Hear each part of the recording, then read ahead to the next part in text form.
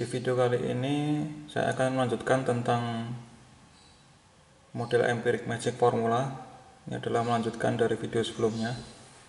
Ini adalah persamaan dasar magic formula, yaitu Y kapital X kapital, yaitu Y kapital sebagai fungsi dari X kapital sama dengan Y kecil sebagai fungsi dari X kecil tambah SV. SV adalah vertical shift, pergeseran vertikal. Nah, Y kecil, X kecil itu adalah persamaannya ini. Jadi ini dimasukkan ke dalam sini. Kemudian X-nya ada X, ada X, ada X itu diganti dengan X kapital plus horizontal shift. Nah, dengan demikian nanti Y kapital sebagai fungsi kapital, nanti yang sebelah kanan itu adalah fungsi dari X kapital. Nah, jangan lupa Y itu bisa menggambarkan cornering force, bisa menggambarkan ini sebagai Y kapital itu bisa 4 hal, bisa cornering force sebagai fungsi dari sudut slip, kemudian landing torque sebagai fungsi dari sudut slip, kemudian gaya traksi sebagai fungsi dari slip, dan gaya pengereman sebagai fungsi dari skid. Nah, itu ada empat gaya yang bisa kita modelkan dengan magic formula ini. Nah, ini adalah penjelasan dari rumus magic formula, kita sudah bahas di video sebelumnya. Jadi gambar ini menunjukkan arti dari beberapa koefisien dalam persamaan magic formula. Ini ada arc tangan BCD, ada vertical shift, ada horizontal shift, ada peak-nya D, kemudian dia di posisi puncaknya ada di XM. Nah, ini awalnya X kecil, Y kecil ini, kemudian kita tambahkan vertical shift dan horizontal shift, itu akan menjadi koordinat yang baru, yaitu X kapital dan Y kapital. Nanti kenapa kita pakai vertical shift, kenapa pakai horizontal shift, karena ada beberapa hal kita sudah bahas di video sebelumnya, yaitu ada conicity, ada ply-stir, dan ada rolling resistance. Nah, sebagai contoh, jika gambar menunjukkan hubungan antara cornering force versus sudut slip, maka D-nya itu adalah peak terhadap koordinat X dan Y. Peak-nya dari X dan Y, pokoknya dia peak. Kemudian BCD itu adalah kurva dari atau slope dari kurva pada kondisi origin. Jadi BCD itu adalah slope pada kondisi yang originnya, yaitu X kecil dan Y kecil. Nah, yang D itu adalah peak-nya, peak baik yang origin maupun yang sudah kapital. Kemudian BCD itu adalah slope-nya, arc tangen BCD. Di tangen BCD itu adalah slope dari kurva yang terhadap yang original, yaitu X kecil dan Y kecil. Nah, karena BCD itu adalah slope dari kurva yang menunjukkan cornering force, yang vertikalnya, kemudian sudut slip yang horizontalnya, berarti BCD itu adalah cornering stiffness dari ban, yaitu yang menunjukkan gaya lateral dibagi dengan sudut slip pada sudut slipnya mendekati 0. Nah, jadi sehingga ini adalah cornering stiffness. Nah, cornering stiffness kan diperoleh dari eksperimen. Dengan demikian ini disebut dengan metode empirik. Nah, ini adalah review dari penjelasan di video sebelumnya. Sekarang kita bahas tentang pembuktian bahwa magic formula itu mampu membuat karakteristik yang mendekati data pengukuran.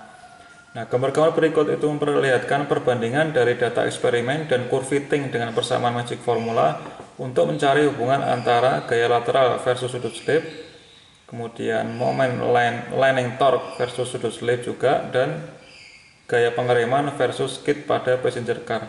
Ini kita lihat, ini adalah yang titik-titik itu adalah hasil dari eksperimen, kemudian yang garis ini adalah hasil dari curve fitting dengan menggunakan magic formula.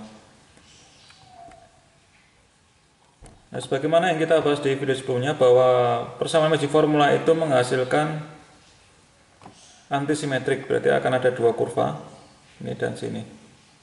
Yang digunakan adalah sesuai dengan kebutuhan kita, yaitu yang ini yang kita gunakan. Nah, ini ada side force, yaitu gaya cornering force atau gaya gesek arah samping, yang sumbu X-nya berarti dia adalah sudut slip. Nah, ini adalah variasi dari gaya normal. Jadi yang bintang-bintang ini adalah gaya normalnya 2 kilonewton, yang ini adalah 4 kilonewton, yang ini 6 kilonewton, yang ini adalah 8 kilonewton. Nah, ini kita lihat bahwa antara eksperimen dengan curve fitting itu hampir mendekati, hampir sama persis ya, sempurna. Ini berarti magic formula. Memang Pak JK ini orang yang ahli, yang hebat, cerdas, sehingga bisa memodelkan sesuai dengan eksperimennya. Nah, ketika video ini saya buat, sepertinya itu si Pak JK ini sudah meninggal, yang menemukan magic formula ini.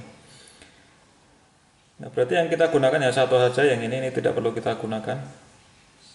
Kemudian yang contoh yang kedua adalah self-aligning torque. Nah, magic formula dengan rumus yang sama itu juga bisa digunakan untuk curve fitting moment aligning torque. Kita lihat bahwa antara eksperimen yang titik-titik dengan yang garis itu bisa hampir semuanya tercover, artinya hampir sama antara eksperimen dengan curve fittingnya. Nah, ingat bahwa aligning torque itu pada sudut slip yang kecil dia akan cenderung naik. Pakai mana ya? Pakai ini juga boleh, atau ini kemudian di mirror juga bisa. Ini yang penting kita pakai ini salah satu. Ini di mirror ke kanan atau ini di mirror ke atas tuh bisa kita gunakan supaya kurvanya itu wajar, yaitu dimana X positifnya ke kanan dan Y positifnya ke atas. Nah, kita lihat yang ini, anggap aja minus itu adalah positif ya, jadi semakin besar minusnya berarti kan torsi aligningnya juga semakin besar. Jadi sudut slip pada saat sudut slip kecil dia akan mengalami peningkatan. Nah, suatu saat ketika sudut slipnya itu mencapai nilai tertentu, dia akan mencapai peak. Nah, ketika sudut slipnya bertambah, artinya gaya lateralnya itu ditambahkan lagi, momen aligningnya itu akan semakin turun, sehingga akhirnya dia 0. Nah, ketika momen aligning torque itu 0, berarti dia pneumatic trailnya 0. Ketika bernilai 0 berarti dia full sliding ke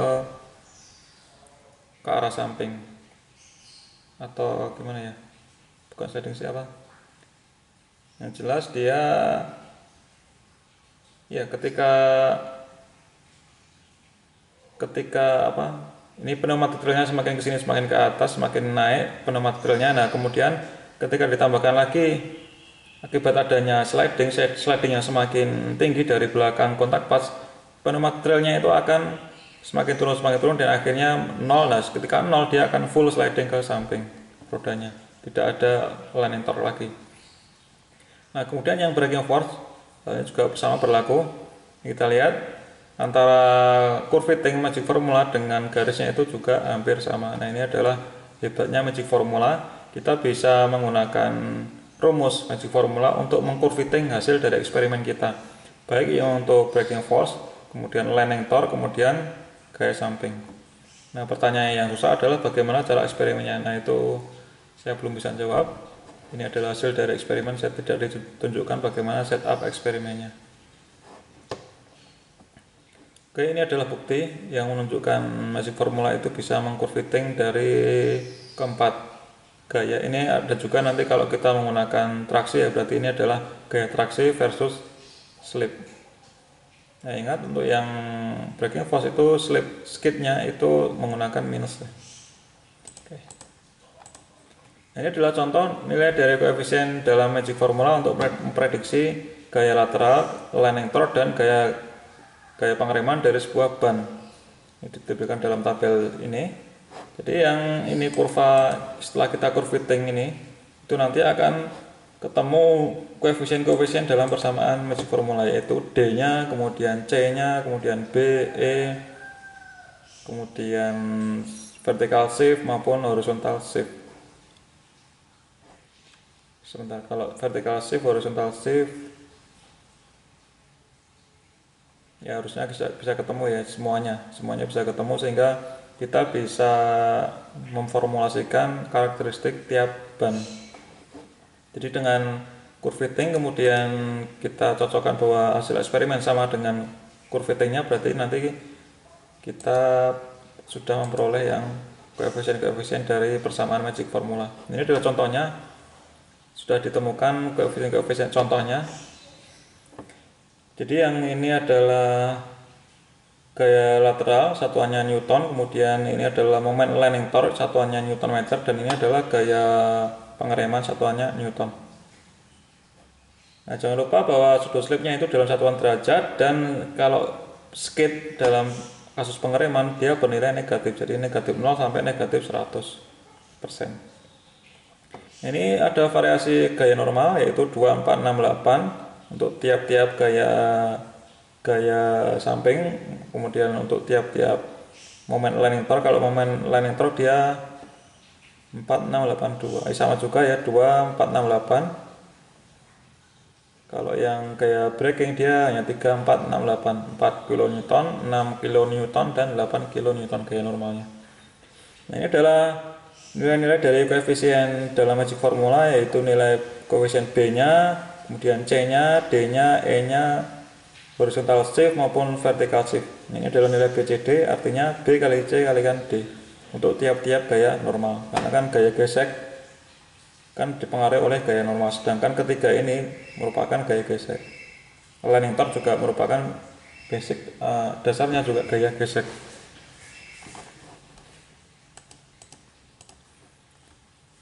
Nah, telah ditemukan bahwa koefisien dalam magic formula itu adalah fungsi dari gaya normal atau sudut camber dari ban. Nah, jadi ini kan tiap-tiap gaya normal. Nah, ternyata ada beberapa koefisien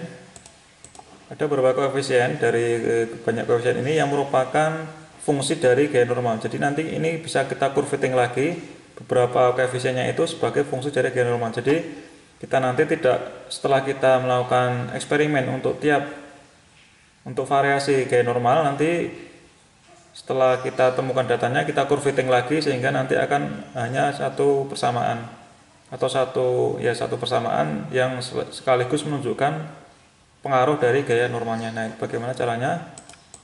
Seperti ini. Nah, salah satunya yang bisa kita kurvating lagi sebagai fungsi dari gaya normal adalah peak faktor D. Nah, peak faktor D itu dapat diekspresikan sebagai fungsi dari gaya normal dengan persamaan sebagai berikut, yaitu D sama dengan A1 Fz kuadrat tambah A2 Fz. Nah, ini adalah polinomial order 2, ini adalah pangkat 2, dan ini pangkat 1. Nah, D itu kan merupakan peak faktor, jadi dia menunjukkan yang puncaknya. Mana ya gambarnya? Ini D itu adalah puncaknya, sehingga sebagaimana di teori gaya gesek bahwa gaya gesek itu adalah mu kalikan n. Nah, sehingga kalau n-nya itu naik atau gaya normalnya naik, berarti gaya geseknya juga naik, sehingga kita bisa menghubungkan pengaruh dari gaya normal terhadap peak-nya. Nah, dengan magic formula ini kita bisa hubungkan pengaruh gaya normal ini terhadap koefisien D. Nah, jadi D ini nanti di kurvating lagi sebagai fungsi dari gaya normal. Nah, caranya menggunakan polinomial order 2. Nah, A1 Fz kuadrat, Fz adalah gaya normal tambah A2 Fz. Nah, A1 dan A2 adalah koefisien empirik yang kita peroleh dari percobaan yang telah kita lakukan, dalam hal ini variasi dari gaya normal. Nah, kemudian selain D itu Corning stiffness juga bisa kita fungsikan atau kita bisa nyatakan sebagai fungsi dari gaya normal. Corning stiffness berarti dia adalah untuk yang Fj ini. Kalau yang ini tadi D itu berlaku untuk semua, berarti ini berlaku untuk semua. Kemudian yang Corning stiffness berarti dia berlaku untuk yang BCD, yang Corning stiffness berarti yang ini, yang FJ BCD-nya. Nah, ini kita bisa ganti, ini kan untuk tiap-tiap gaya normal. Nah, ini kita bisa ganti sebagai fungsi dari gaya normal dengan menggunakan persamaan ini, yaitu BCD sama dengan A3 sinus A4 arkes tangen A5 kalikan Fz. Nah, ini adalah fungsi dari gaya normal. Nah, A3, A4, A5 itu adalah koefisien empirik, jadi kita harus kurvating lagi sebagai fungsi dari gaya normal. Nah, sedangkan untuk yang landing stiffness atau longitudinal stiffness berarti yang ini, Yang BCD untuk yang longitudinal stiffness berarti yang ini, yang arah longitudinal yaitu gaya pengereman, maupun yang aligning itu yang ini BCD ini maupun ini, itu kita bisa curvating dengan menggunakan rumus ini. Jadi kita nyatakan sebagai fungsi dari gaya normal yaitu A3 kalikan FZ kuadrat tambah A4 kalikan FZ dibagi dengan E bilangan natural pangkat A5 kalikan FZ. Nah, dengan demikian D ini kita bisa ganti sebagai fungsi dari gaya normal. Ini sebagai fungsi dari gaya normal, kita curvating. Kemudian BCD itu kita juga bisa ganti dengan persamaan polinomial sebagai fungsi dari gaya normal, baik yang untuk lateral, landing torque maupun gaya pengereman.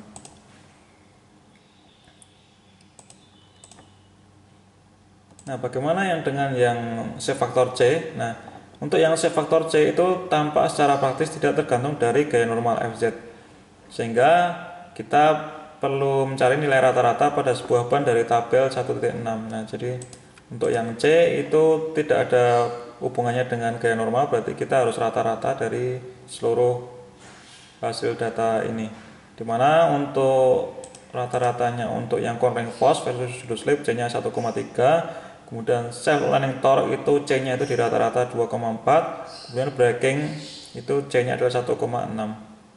Nah, dengan demikian yang C itu kita rata-rata, kemudian yang D kita bisa nyatakan sebagai fungsi dari gaya normal, BCD juga bisa kita nyatakan sebagai fungsi dari gaya normal. Kenapa lagi ya? Kemudian nah, setelah kita tahu C, kita tahu BCD, berarti kita tahu BCD kan tadi sebagai fungsi dari gaya normal, kemudian kita juga sudah tahu D sebagai fungsi dari gaya normal dari curvating yang ini tadi. Yang ini tadi kita tahu BCD, kita tahu D. Nah, berarti kita bisa hitung B-nya. Stiffness faktor B dapat dicari dengan rumus B kalikan C kalikan D, yaitu dari yang tadi, dari yang curvating polynomial order ini. BCD bukan polynomial yang ini, dari ini kita bagi dengan C, kita bagi dengan D. Jadi CD dibagi dengan CD kan hilang, berarti B. Nah, ketemu B, sehingga kita bisa ketemu semua. B ketemu, C ketemu, C dari rata-rata ya, B kita hitung, C kita rata-ratakan, D kita fungsikan, kita nyatakan sebagai fungsi dari gaya normal, kemudian BCD juga sebagai fungsi dari gaya normal. Nah, sekarang yang E. Yang E itu kita gunakan sama polinomial order 2, sama seperti yang D, yang peak faktor. Di kurvatur faktor E itu kita bisa nyatakan dengan polinomial order 2, yaitu E sama dengan A6 FZ kuadrat tambah A7 FZ tambah A8. Nah, kalau yang polinomial order 2 yang sebelumnya tadi, nah ini hanya 2 suku ya. Kalau yang untuk yang E itu adalah 3 suku, yaitu A6 FZ kuadrat tambah A7 FZ tambah A8, dimana A6, A7, A8 adalah koefisien yang diperoleh secara empirik atau curvating. Jadi yang E sebagai fungsi dari ini, E kita cari-cari, kita curvating sebagai fungsi dari FZ. E sebagai fungsi dari FZ ini, E sebagai fungsi dari FZ, maka dengan curvating bentuk polinomial order 2 nanti kita bisa peroleh hubungannya dengan bagus. Ini sudah dibuktikan oleh si Pacika. Nah, dengan demikian kita sudah ketemu B, C, D, E, dan BCD. Nah, kemudian ini adalah contoh-contoh ya yang dari koefisien A1 sampai A8 yang menggambarkan fungsi dari FZ-nya. Persamaan koefisien A1 sampai A8, FZ-nya adalah dalam kilonewton. Ini adalah contohnya. A1, A2, A3, A4, A5, A6, A7, A8. Ini adalah gaya untuk gaya lateral, gaya landing torque, torsi, landing torque, dan gaya braking. Nah, dengan demikian, dengan kita tahu A1 sampai A8, kita tidak perlu tabel yang banyak ini. Tabel yang mana tadi? Nah, jadi yang untuk yang gaya lateral itu hanya butuh 1 baris, untuk yang landing torque juga butuh 1 baris. Begitu juga dengan yang gaya pengereman juga butuh 1 baris, karena kita sudah masukkan pengaruh gaya normal di koefisiennya.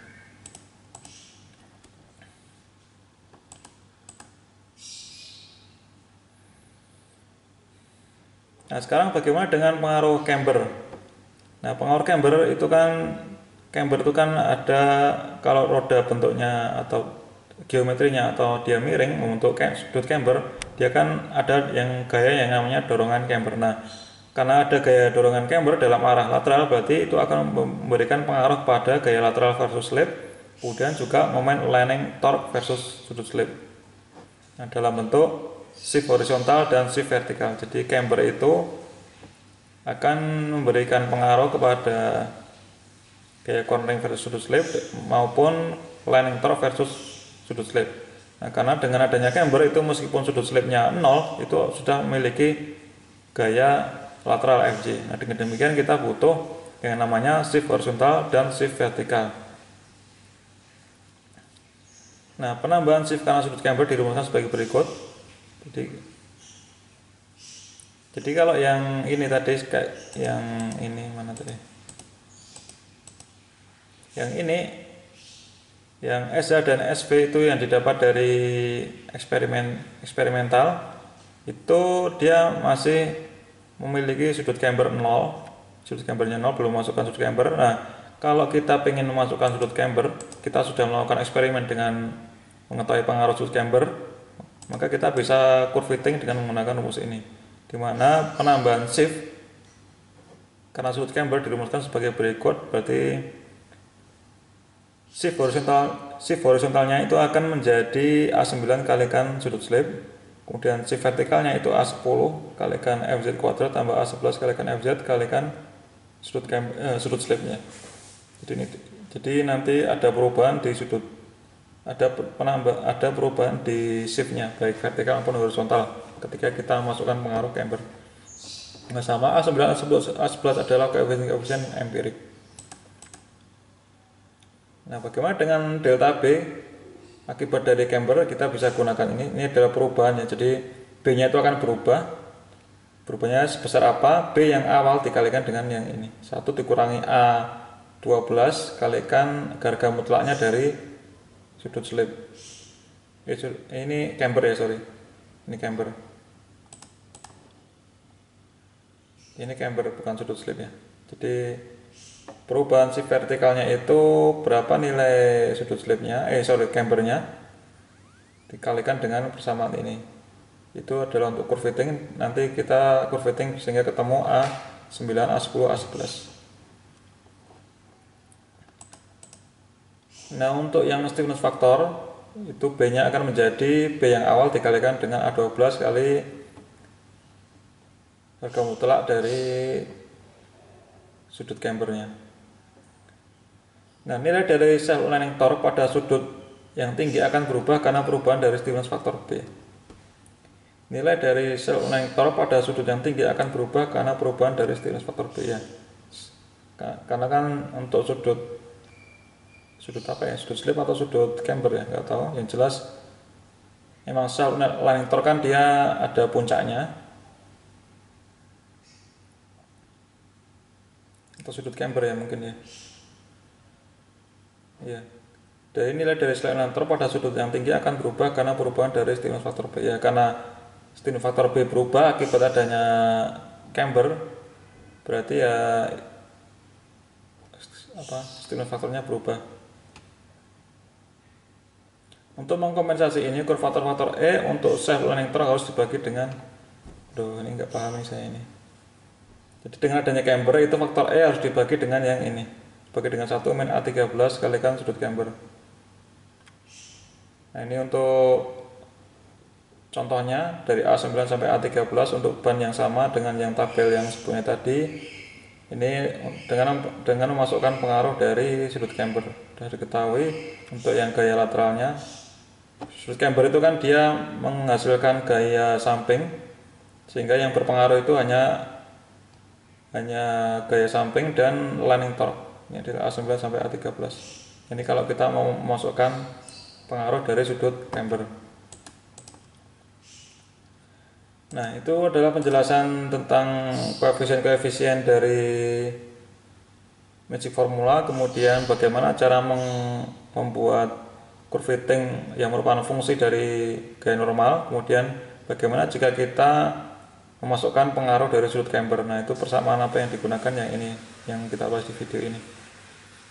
Jadi sekali lagi ini adalah merupakan curve fitting, memfitting hasil dari data eksperimen. Jadi ban itu harus dieksperimen sesuai dengan yang kita butuhkan. Lalu dari hasil eksperimen itu datanya kita curve fitting dengan menggunakan magic formula ini. Nah, dengan demikian akan ketemu karakteristik dari ban yang ditunjukkan dengan koefisien-koefisien dari persamaan magic formula. Nah, di video ini kita belum memasukkan pengaruh dari belok dan rem, jadi hanya satu persatu, yaitu untuk yang pengereman sendiri, kemudian untuk landing torque sendiri, kemudian untuk yang cornering force sendiri. Nah, bagaimana kalau kita mau menggunakan magic formula untuk kombinasi belok dan rem?